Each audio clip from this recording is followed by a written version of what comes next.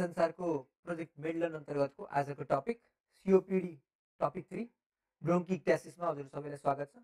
COPD अन्तर्गतकै टपिकमा हामी आज छौँ र हामी चाहिँ आज पढ्नेछौँ ब्रोन्किक्टासिस नामक डिजिजको बारेमा respiratory system प्याथोलोजीमा।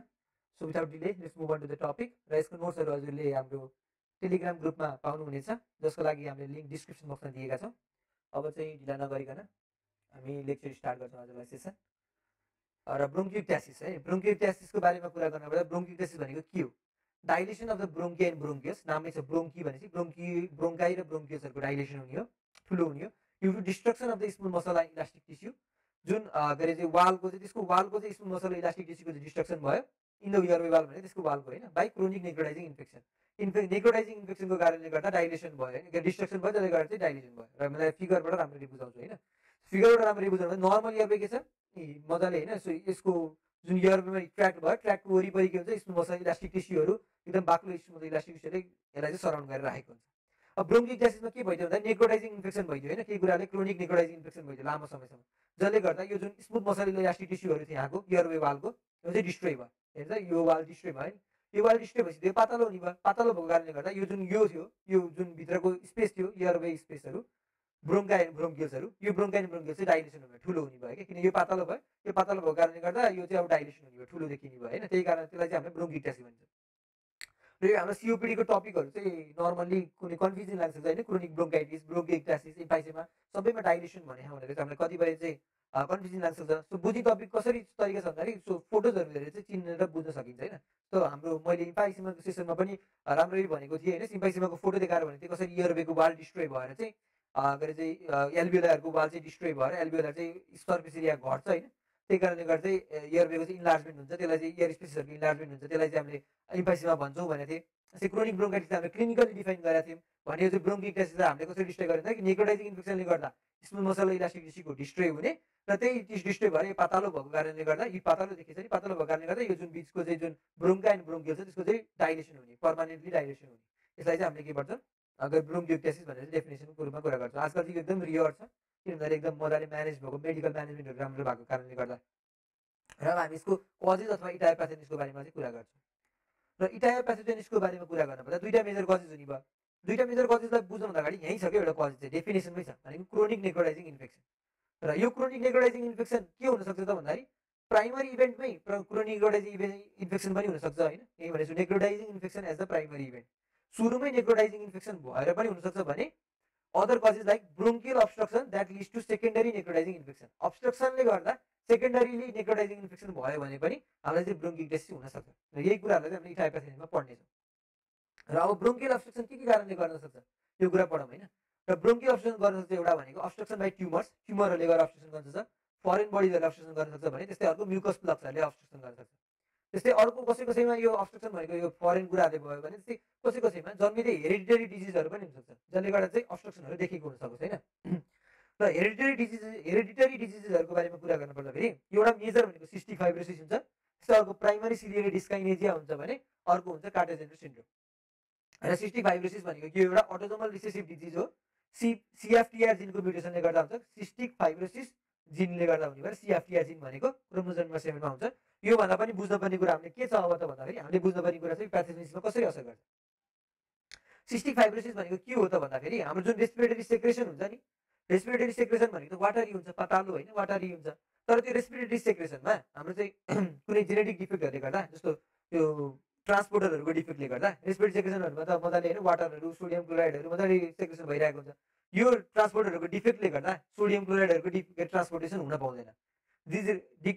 Thick respiratory secretion due to reduce sodium chloride, sodium क्लोराइडको सेक्रेसन घटेपछि वाटर पनि अस्मोसिसको कारणले गर्दा कम जाने भयो हो। अस्मोसिसले गर्दा भित्रै अब्जर्भ भएर बस्ने, वाटर पनि बाहिर जाने भएन। अस्मोटिक एक्सनले गर्दाखेरि सोडियम क्लोराइड बाहिर सेक्रेसन भएको भए वाटर पनि धेरै सक्थ्यो, अस्मोटिक एक्सनले तानेर लिएर जान्थ्यो। त्यो नभएपछि वाटरै सेक्रेसन नभएपछि त बाक्लो हुने भयो रेस्पिरेटरी सेक्रेसनहरू, म्युकसहरू थिक हुने भयो एकदम, जसले गर्दा म्युकस प्लगहरू बनाएर भन्यो क्या ढिका ढिका म्युकसको ढिकाहरू ठिक भएको कारणले गर्दा। अब यो म्युकस प्लग बन्नु भनेको कारण म्युकस प्लगले के गर्छ अब्स्ट्रक्सन गर्छ। यो भनेको एउटा रिजन भयो सिस्टिक फाइब्रोसिसमा कसरी हुन्छ अब्स्ट्रक्सन। र अर्को भनेको पल्मोनरी प्राइमरी सिलियरी डिस्काइनेजिया भनेको चाहिँ सिलियरी डिस्काइनेजिया भनेको चाहिँ के हो, डिस्काइनेजिया भनेको मुभमेन्ट, काइनेजिया भनेको मुभमेन्ट, काइनेटिक भन्छ नि, काइनेटिक भनेको मुभमेन्ट, डिस भनेको चाहिँ राम्ररी नहुने, सिलियरी भनेको सिलियाको। र रेस्पिरेटरी ट्र्याकमा भएको हाम्रो सिलियाहरू चाहिँ इमोटाइल भयो, यिनीहरूको चाहिँ काइनेटिक एक्सन अथवा मोबिलिटी चाहिँ घट्यो, डिक्रिज भयो। यिनीहरू पनि अटोजोमल रिसेसिभ डिजिज हो है, यहाँ मैले भन्न बिर्सेछु, यहाँ लेखेको छु नोटमा होइन। इमोटाइल सिलिया भनेको सिलियाहरू मुभ भएन, मोटाइल भएन। सिलियाको काम के हो, हाम्रो जुन म्युकसहरू जम्मा भएर बस्छ त्यो म्युकसहरूलाई सिलियाहरूले प्रोपेल गर्छ माथितिर, प्रोपेल गरेर चाहिँ हाम्रो जुन सेक्रेसनहरूलाई चाहिँ बाहिर फाल्ने, बाहिर एक्सपेल आउट गर्न चाहिँ हेल्प गर्छ। अब मानव सिलिया नै इमोटाइल भयो, सिलिया नै इमोटाइल भयो भने त म्युकोसिलियरी क्लियरेन्स जुन छ त्यो त डिस्टर्ब हुने भयो। भनेको चाहिँ जुन म्युकसलाई चाहिँ सिलियाले चाहिँ क्लियर गर्ने एक्सन डिस्टर्ब भयो, म्युकसहरू क्लियर हुन सकेन, जसले गर्दा त्यही म्युकस प्लगहरू फेरि जम्मा भएर बस्ने भयो। यसले गर्दा पनि हाम्रो अब्स्ट्रक्सन गर्न सक्दो रहेछ। त्यसै अब कार्टाजिनस सिन्ड्रोम भनेको के हो त भन्दाखेरि यो जस्ट नयाँ डिजिज होइन कि, यो त्यही प्राइमरी सिलियरी डिस्काइनेजियाकै टाइप जस्तो हो होइन। जस्ट 50% अफ केसेसमा चाहिँ प्राइमरी सिलियरी डिस्काइनेजिया भएको केसेसमा कार्टाजिनस सिन्ड्रोम पनि देखिन्छ। र यसमा के देखिन्छ त भन्दाखेरि ट्रायड अफ ब्रोन्किएक्टासिस देखिन्छ, एउटा साइनोसाइटिस देखिन्छ भने अर्को साइटस इन्भर्सस देखिन्छ। Triad of bronchiectasis, sinusitis and situs inversus भन्ने कुरा छ होइन। र साइटस इन्भर्सस ब्रोन्किएक्टासिस पनि अब कुरा भइसक्यो हामीले। साइनोसाइटिस भनेको पनि हाम्रो के पिनास हो होइन, साइनसहरूको इन्फ्लामेसन हो। साइटस इन्भर्सस भनेको चाहिँ के हो भन्ने कुरा चाहिँ हामीले बुझ्नुपर्छ होइन। साइटस इन्भर्सको मैले एउटा फिगर राखिदिएको छु बुझ्नको लागि होइन। साइटस इन्भर्स भनेको के हो त भन्दाखेरि हाम्रो जुन इम्ब्रियोलोजिकल फेजमा चाहिँ डेभलपमेन्ट हुनभन्दा अगाडि नै यदि सिलियाको मुभमेन्ट यति बेलाबाटै इमोटाइल रहेछ मानव होइन, प्राइमरी सिलियर डिस्काइनेजियाले गर्दा हुने हो नि त साइटस इन्भर्सस भने कार्टाजिनस सिन्ड्रोममा त। र यदि मानव त्यो बच्चामा चाहिँ फिटसमा चाहिँ फिटल लाइफमै होइन, इम्ब्रियोनिक लाइफमै यदि सिलियरी मुभमेन्टहरू राम्ररी नहुने रहेछ भने त जुन सेलहरू हुन्छ नि, सेल डिभिजन भइसकेपछि जुन हाम्रो अर्गेनहरू फर्मेसन भइसकेपछि तिनीहरू टिस्युहरू पनि माइग्रेट गर्न सक्दैन। सिलियाले नै सिलियरी एक्सनले नै माइग्रेट हुने, एउटा ठाउँबाट अर्को ठाउँमा जाने हो, डेभलप एउटा ठाउँमा हुन्छ अनि चाहिँ हाम्रो त्यो चाहिँ माइग्रेट भएर ओरिजिनल पोजिसनमा त्यसरी माइग्रेट भएर जाने हो नि त। तर सिलियरी एक्सनै नभएपछि त्यो माइग्रेट हुन सक्ने भएन, जस कारणले गर्दा चाहिँ हाम्रो शरीरमा चाहिँ यो पोजिसनहरू चाहिँ अर्ग्यानको पोजिसनहरू चाहिँ चेन्ज हुन्छ।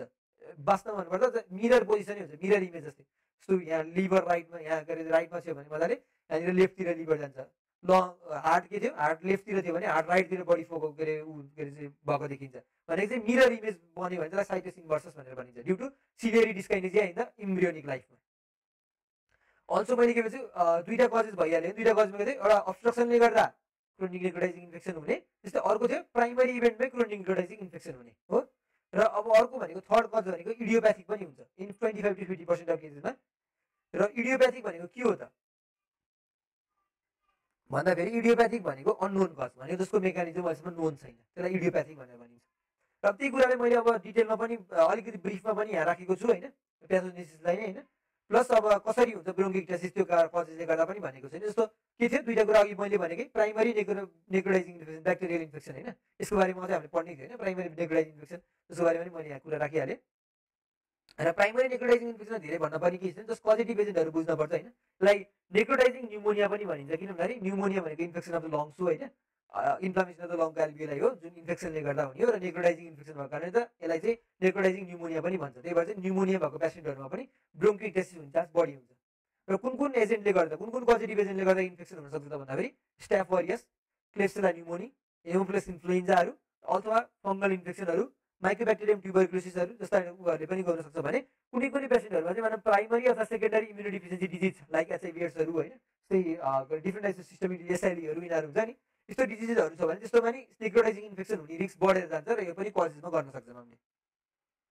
र त्यही कुरालाई चाहिँ मैले अब यहाँनिर प्याथोजेनिसमा फेरि भनेको छु होइन। अब्स्ट्रक्सन भइहाल्यो एउटा कज, अर्को कज प्राइमरी इन्फेक्सन, केले गर्दा हुने प्राइमरी इन्फेक्सन त्यसको बारेमा लेखेको भयो यहाँनिर प्याथोजेनिस लेख्दा फेरि हामीले होइन। त्यो अब्स्ट्रक्सन केले गर्दा हुन्छ त्यो पनि लेखेको, अब्स्ट्रक्सन दुईवटा थियो होइन, एक्वायर्ड कज थियो एउटा, अर्को थियो नर्मल कज होइन। के थियो नर्मल कज होइन अथवा एक्वायर्ड कज अथवा चाहिँ हेरिडिटरी कज होइन। हेरिडिटरी कजमा सिस्टिक फाइब्रोसिस, त्यस्तै अर्को प्राइमरी सिलियरी डिस्काइनेजिया र कार्टाजिनस syndrome.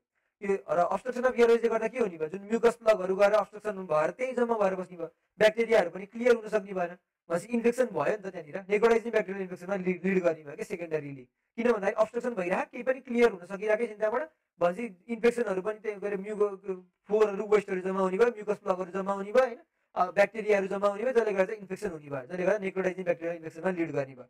Distal to the obstruction, obstruction भन्दा तलको भागमा अथवा अब्स्ट्रक्सन भन्दा डिस्टलको भागमा हो। यो दुईटैले गर्दा के भयो नेक्रोटाइजिङ इन्फेक्सन भइसक्यो। अब नेक्रोटाइजिङ इन्फेक्सनले गर्दा के हुने भयो, नेक्रोसिस हुने भयो। नेक्रोटाइजिङ इन्फेक्सन भनेको नेक्रोसिस गराउने इन्फेक्सन, र नेक्रोसिस हुनु भनेको destruction of tissue and smooth muscle of bronchial wall. र जुन ब्रोन्काइ र ब्रोन्कियल वालको स्मुथ मसल थियो, इलास्टिक टिस्युहरू थियो, तिनीहरूको चाहिँ डिस्ट्रक्सन हुने भयो। त्यही अघि हाम्रो डेफिनेसनै पढेको कुरा नै त्यही थियो नि, डिस्ट्रक्सन हुने, जसले गर्दा चाहिँ डाइलेसन हुने एयरवेजको होइन। र डिस्ट्रक्सन भएको कारणले गर्दा क्रोनिक टाइममा के हुन्छ भन्दाखेरि फाइब्रोसिस पनि हुन्छ, फेरि ब्रोन्कियल फाइब्रोसिसहरू देखिन्छ इन क्रोनिक टाइम। र यसैले गर्दा डाइलेसन अफ एयरवेज हुने कारणले गर्दा डिस्ट्रक्सनहरू र पेरिब्रोङ्कियल फाइब्रोसिसहरूले गर्दा एयरवेको डाइलेसन हुने, ब्रोङ्का एन्ड ब्रोङ्कियोसको डाइलेसन हुने कारणले गर्दा यसलाई ब्रोङ्किक्टेसिस चाहिँ कज गराउने भयो यही रिजनहरूले। अब मर्फोलोजीको कुरा गरौँ। मर्फोलोजीको कुरा गर्न पर्दाखेरि मर्फोलोजी चाहिँ हामीले प्याथोजेनिक्सकै कुराहरूबाट धेरै लेख्न सकिन्छ होइन। सो ग्रसली हेर्न पर्दाखेरि के हुन्छ त भन्दाखेरि लोकेसन कहाँ हुन्छ त ब्रोङ्किक्टेसिस बढी देखिने भनेको एक्वायर कतै छ भने distal to the part of obstruction हो यो नर्मली, किनभने जहाँभन्दा तल अब्स्ट्रक्ट भयो त्यहीँको चाहिँ क्लियर भइरहेन राम्ररी वेस्टहरू, ब्याक्टेरियाहरू, इन्फेक्टिभ एजेन्टहरू होइन, के अरे म्युकस प्लगहरू भने त्यही त अब्स्ट्रक्सन भएको कजमा त्यही ठाउँमा त के अरे इन्फेक्सन हुने भयो, त्यही ठाउँमा त ब्रोङ्किक्टेसिस हुने भयो नि भने distal to the part of obstruction bronchiectasis गराउने भयो। लोकेसन लेख्न मिलेको रहेछ। यदि सिस्टमिक डिजिज रहेछ भने चाहिँ लोवर लुपमा बढी असर गर्छ भन्ने थाहा भयो होइन। त्यस्तै अर्को भनेको डाइलेसन अफ द एयरवेज, एयरवेजको डाइलेसन हुन्छ, यो पनि हाम्रो डेफिनेसनमै पढेको कुरा भयो। किन भन्दाखेरि स्मुथ मसलको डिस्ट्रोय भइरहेको, स्मुथ मसल डिस्ट्रोय भएको कारणले गर्दा एयरवेजको चाहिँ डाइलेसन भइरहेछ भन्ने कुरा हामीले पढ्यौँ। अप टु 4 टाइम्स डाइलेसन हुनसक्छ, यो पनि लेख्न सकिन्छ हामीले।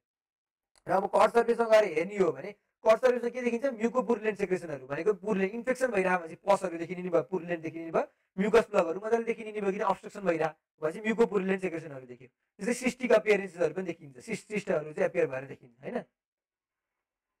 अब माइक्रोस्कोपिकको कुरा गर्न पर्दाखेरि माइक्रोस्कोपिकमा एकदम 3टा 4वटा पोइन्ट चाहिँ एकदम इम्पोर्टेन्ट। जस्तो इन्फ्लामेसन देखिन्छ हो, इन्फ्लामेसन किन देखिन्छ, इन्फेक्सन भइरहेको भने इन्फ्लामेसन देखिने नै भयो। नर्मल अर्ली फेजमा एक्युट इन्फ्लामेटरी देखिन्छ भने पछि गएर क्रोनिक इन्फ्लामेटरीहरू देखिन थाल्छ बढी होइन, क्रोनिक डिजिज भएको कारणले गर्दा। अर्को भनेको नेक्रोसिस देखिन्छ, यो पनि हामीले डेफिनेसनमा बढी पढ्यौँ, नेक्रोटाइजिङ इन्फेक्सन भनेर धेरै पढ्यौँ होइन। सो इन्फ्लामेसन भयो, नेक्रोसिस भयो। नेक्रोसिस भनेको के हो, desquamation of the lining epithelium, destruction of the smooth muscle elastic tissue भनेको चाहिँ लाइनिङ एपिथेलियम पनि डिस्ट्रोय भयो, डिस्क्वामेसन भयो, स्मुथ मसल पनि डिस्ट्रक्सन भयो र इलास्टिक टिस्यूहरू पनि डिस्ट्रक्सन भयो र एक्सटेन्सिभ एरियाज अफ अल्सरेसन, त्यही डिस्ट्रक्सन भएको कारणले त्यहाँनिर चाहिँ खाल्टो पऱ्यो, जसलाई अल्सर भन्छौँ हामीले, अल्सरेसन हुने भयो। अर्को छ फाइब्रोसिस होइन, फाइब्रोसिसहरू पनि देखिरहेको हुन्छ, पेरिब्रोङ्कियल फाइब्रोसिस, जुन कुरा हामीले केमा गऱ्यौँ, हामीले प्याथोजेनेसिसमा पेरिब्रोङ्कियल फाइब्रोसिस हुन्छ क्रोनिक टाइपमा भनेर पढ्यौँ हो। त्यस्तै अर्को हुन्छ लङ एब्सेस होइन, लङमा पनि यो चाहिँ इन्फेक्सनहरू चाहिँ लङ्समा चाहिँ गएर चाहिँ होइन इन्फेक्सनहरू भइरहेको, सो इन्फेक्सनहरूले गर्दा के भन्छ पसहरू जम्मा भयो, म्युकोपुरुलेन्ट सेक्रेसनहरू देखेको थियो नि हामीले, पसहरू जम्मा भयो त्यसलाई भन्छ एब्सेस होइन, एब्सेस लङ एब्सेसहरू देखिने भयो। अर्को भनेको इन्फेक्टिभ एजेन्टले गर्दा भइरहेको इन्फेक्सन भइरहेको भने चाहिँ माइक्रोबियल फ्लोराहरू पनि देखिने भयो नि माइक्रोस्कोपिकली हेर्न पर्दाखेरि त। भनेपछि हामीले के देख्यौँ microscopically, inflammation, necrosis, fibrosis, long abscess अनि माइक्रोबियल फ्लोरा, यही पाल्टा कुरालाई हामीले लेख्न सकिन्छ। अझै गाह्रो भएन होइन यसलाई पनि। अब रेडियोलोजिकल फाइन्डिङ होइन, एक्सरे गरेर चेस्टको एक्सरे गरेर हेर्ने भने हनीकम एपियरेन्स अथवा हनीकम साइन भन्ने देखिन्छ। त्यसको मैले एउटा फोटो राखिदिएको छु। हनीकम एपियरेन्स भनेको चाहिँ जस्तो कि होइन मौरीको जस्तो कि चाका जस्तो होइन, यो चाहिँ मजाले यस्तो सेप जुन चाहिँ हामीले लङ्समा पनि कम्पेयर गरेर हेर्ने सेम उस्तै देखिन्छ जसलाई होइन। र यसरी चाहिँ हामीले हनीकम एपियरेन्समा चाहिँ ब्रोङ्कियोक्टेसिस हो भनेर चाहिँ लङ्समा चिन्न सक्छौँ होइन। यो चाहिँ रेडियोलोजिकल फाइन्डिङको रूपमा यो चाहिँ हामीले एउटा फाइन्डिङ डायग्नोसिस गर्न सक्छौँ। त्यस्तै अब क्लिनिकल फिचर्स के हुन्छ, ब्रोङ्कियोक्टेसिस भनेपछि भन्दाखेरि कफ हुन्छ एकदम मजाले, खोकी एकदम मजाले लाग्छ। अर्को expectation of foul smelling sputum भन्छ होइन, भनेको एकदम के खकार होइन, कस्तो खकार हुन्छ एकदम गनाउने टाइप अफ खकार चाहिँ एकदम चाहिँ हामीले एक्सपेक्टोरेट अथवा चाहिँ फालिरहेको हुन्छ होइन, एकदम लार्ज एमाउन्टमा हुन्छ कि। हामीलाई सरले पढाउँदाखेरि के भन्नुहुन्छ त भन्दाखेरि यसमा के अरे एक कप बिहान उठेर एक कप चाहिँ के अरे चाहिँ हामीले एक कप कफी खाए जस्तै एक कप चाहिँ उनीहरूले स्पोटम खकारहरू फालिरहेको हुन्छ कि होइन। यो एकदम रमाइलो कुरा थियो, मलाई रमाइलो कुरा त्यो सम्झियो होइन, तपाईँलाई पनि सम्झिन सजिलो हुनसक्छ भनेर भनिदिएको होइन। एक्सपेक्टोरेसन अफ फाउल स्मेलिङ स्पोटम होइन। त्यो अर्को भनेको ब्लडी स्पोटम हुने भयो, कि नेक्रोसिस भइरहँदा फेरि ब्लड भेसलहरूको पनि डिस्ट्रक्सन हुने भयो, जसले गर्दा चाहिँ ब्लडी स्पोटमहरू देखिन सक्छ। त्यस्तै अर्को भनेको सास फेर्न गाह्रो, किन लङ्सको प्रब्लम हो, डिस्निया, अर्थोनिया, स्ट्यान्डिङ हुँदाखेरि चाहिँ के अरे पोजिसनहरूमा सास फेर्न गाह्रो। त्यस्तै साइनोसिसहरू, किनभने हाइपोक्सियाले गर्दा साइनोसिस देखिने भइहाल्यो। कम्प्लिकेसनमा हुन्छ कॉर पल्मोनियल, राइट हार्टको फेलियर, जसको बारेमा हामीले क्रोनिक ब्रोङ्काइटिसको टपिकमा राम्ररी कुरा गरिसकेको छौँ। उस्तै गरी इम्फाइसेमाको टपिकमा पनि ब्रिफमा मैले कुरा गरिसकेको छु, त्यसबाट हेर्न सक्नुहुन्छ। कॉर पल्मोनियल भनेको हार्टको फेलियर हो होइन। त्यस्तै लङ एब्सेसहरू देखिन सक्छ। लङ एब्सेस भनेको के हो त, अघि हामीले यसमै भनिसकेँ, लङ एब्सेस भनेको इन्फेक्सनले गर्दा पसहरू फर्मेसन भएर लङ एब्सेस देखिन सक्छ होइन। त्यस्तै अर्को भनेको के हुन्छ, ब्रेन एब्सेस। त्यही एब्सेसहरू चाहिँ अब मानौँ होइन ब्लड सर्कुलेसनले इन्फेक्टिभ एजेन्टहरूलाई ब्रेनमा लिएर गयो होइन, एकदम वाइड स्प्रेड भयो भने ब्रेनमा गएर नि एब्सेसहरू फर्मेसन हुनसक्छ, जम्मा हुन्छ। त्यस्तै अर्को भनेको लाइफ थ्रेटनिङ हेमोटाइसिस। हेमोटाइसिस भनेको खकारमा जुन रगत देखिने हो त्यसलाई लाइफ थ्रेटनिङ हेमोटाइसिस, यो चाहिँ लाइफ थ्रेटनिङ पनि हुनसक्छ यो हेमोटाइसिस होइन। र हामीले कभर गरिसकेका छौँ सबै कुराहरू, र यसै कुरालाई जब हामीले अलिकति समराइज गरिदिन्छु मैले होइन, किनभने सिओपिडीको टपिकहरू कति कन्फ्युजिङ लाग्न सक्छ होइन, सबै एउटै छ जस्तो लाग्न सक्छ। ब्रोङ्काइटिस, इम्फाइसेमा, ब्रोङ्किक्टेसिस, ब्रोङ्कियल आस्मा भन्ने कुराहरू होइन। सो अलिअलि मैले रिभाइज गरिदिन्छु, समराइज गरिदिन्छु। र डेफिनेसन यहाँबाट समराइज गर्न सहिलो छ मलाई। ब्रोङ्किक्टेसिस भनेको के हो, ब्रोङ्काइ र ब्रोङ्कियोसको डाइलेसन हो due to smooth muscle elastic tissue अथवा एयरवेमा भएको वालहरूको डिस्ट्रक्सन नेक्रोटाइजिङ इन्फेक्सनले गर्दा भएर होइन। यसलाई डेफिनेसनमा हामीले ब्रोङ्किक्टेसिसको पढ्यौँ। त्यस्तै अब टाइप्समा के छ, टाइप्स भन्दा इटायोप्याथोजेनिस अब ब्रोङ्किक्टेसिसको। इटायोप्याथोजेनिसमा के छ, इटायोप्याथोजेनिसको आइदर प्राइमरीली नै इन्फेक्सन भयो नेक्रोटाइजिङ इन्फेक्सन, अथवा चाहिँ सेकेन्डरी अब्स्ट्रक्सनहरूले गर्दा चाहिँ इन्फेक्सनमा लिड गर्यो हैन। त्यही हो इन्फेक्सन के केले गर्न सक्छ यहाँनिर कुरा गरेछौँ हामीले होइन, स्टेफ अरियस क्लेप्सुला हेमोफिलस इन्फ्लुएन्जा सबै भने अथवा इम्युनोडिफिसियन्सी डिजिजहरूमा पनि हुन्छ भन्ने कुरा गरेको छौँ भने त्यस्तै अब्स्ट्रक्सन के केले गर्दा हुन्छ भन्ने कुरा अब्स्ट्रक्सन चाहिँ हुन्छ एउटा एक्वायर्ड कजेज लाइक ट्युमर्सहरूले फरेन बडिजहरूले होइन म्युकस प्लग्सहरूले गरेको छौँ भने अर्को भनेको चाहिँ हेरिडिटरी डिजिजहरूले गर्दा पनि कहिलेकाहीँ अब्स्ट्रक्सन हुन्छ लाइक सिस्टिक फाइब्रोसिस किन भन्दाखेरि बाक्लो म्युकस आइरहेको हुन्छ बाक्लो स्पटम आइरहेको हुन्छ त्यसमा प्राइमरी सिलिया डिस्काइनेसिया सिलियाले काम गर्दैन सिलियाले बाहिर फाल्न सक्दैन म्युकसलाई भनेर त्यही कारणले गर्दा त्यो कार्टाजिनर सिन्ड्रोम जसमा साइटस इन्भर्सस ब्रोन्किक्टासिस र साइनोसाइटिस तिनटाको ट्रायड देखिन्छ। साइटस इन्भर्सस भनेको मिरर इमेज हुने किन इम्ब्रियोनिक लाइफमा चाहिँ के अरे चाहिँ सिलियाको एक्टिभिटी नभएर चाहिँ माइग्रेट हुन नपाउने अर्ग्यानहरूको डेभलपमेन्ट भएपछि र अब्स्ट्रक्सनले गर्दा पनि नेक्रोटाइजिङ इन्फेक्सन भयो अथवा प्राइमरीले नेक्रोटाइजिङ इन्फेक्सन भयो भने स्मुथ मसलहरूको इलास्टिक टिस्युहरूको चाहिँ डिस्ट्रक्सन हुने भयो जसले गर्दा चाहिँ फाइब्रोसिस र ब्रोन्किक्टासिसको चाहिँ देखिने भयो ड्यू टु डाइलेसन अफ इयरवेज होइन इयरवेजको डाइलेसन देखिने भयो जसलाई नै ब्रोन्किक्टासिस भनिन्छ नि हामीले होइन। मोर्फोलोजीमा के देखिने भयो लोकेसन लेख्न सकिने भयो लोकेसन भनेको डिस्टल टु अब्स्ट्रक्सन हुन्छ होइन जहाँ अब्स्ट्रक्ट भयो त्योभन्दा डिस्टल पार्टमा सिस्टमिक रहेछ भने लोवर पार्टमा डाइलेसन अफ इयरवेज अथवा ब्रोन्काइब्रोन्कियसको डाइलेसन चाहिँ 4 टाइमभन्दा बढीले होइन अप टु 4 टाइम्सले कट सर्फेसमा म्युकोपुरुलेन्ट सेक्रेसनहरू देखिन्छ म्युकस पसहरू होइन सिस्टिक स्पेसिसहरू देखिन्छ। त्यो माइक्रोस्कोपिकली हेर्ने इन्फ्लामेसन नेक्रोसिस फाइब्रोसिस र लङ एब्सेस देखिन्छ भने कहिलेकाहीँ माइक्रोबियल फ्लोराहरू पनि देखिन्छ। रेडियोलोजिकल्ली हनीकम साइन जुन मैले फोटोमा पनि देखाइसकेको छु होइन सो मौरीको चाका जस्तो एपियरेन्स देखिन्छ। त्यस्तै अर्को भनेको क्लिनिकल फिचर्समा गएर हेर्ने हो भने कफ हुन्छ एक्सपेक्टोरेसन अफ फाउल स्मेलिङ स्पुटम भनेको चाहिँ एकदम एक एक कपै बिहान बिहान फाल्ने होइन त्यो चाहिँ एकदम ब्लडी स्पुटम होइन जसले गर्दा हेमोप्टाइसिसहरू पनि देखिन सक्छ। अर्को भनेको डिस्निया अर्थोनिया साइनोसिसहरू देखिने भयो। कम्प्लिकेसन्समा कार्पल्मोनरी राइट हार्टको फेलियर त्यस्तै लङमा एब्सेस ब्रेनमा एब्सेस स्प्रेड भएर भने अर्को लाइफ थ्रेटनिङ हेमोप्टाइसिस। सो यति नै हो ब्रोन्किक्टासिसको हाम्रो टपिक आजको। Thank you for your attention. नोट्सको लागि हाम्रो टेलिग्राम ग्रुपमा फलो गर्नु होला। Thank you.